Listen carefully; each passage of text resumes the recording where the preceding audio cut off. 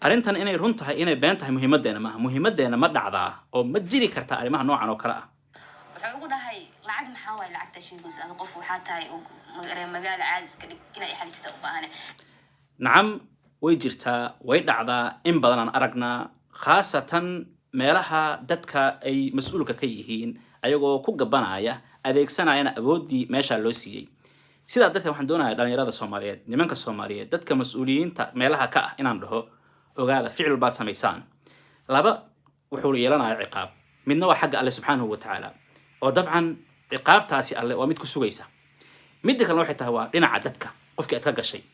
qof aan maanta awood lahayn haddaad isdhahda ka faa'iideyso awood u yeelan doonaa booskaadoo qofkaasi aadi kara adiga hoos aadi kara sidaa darteeda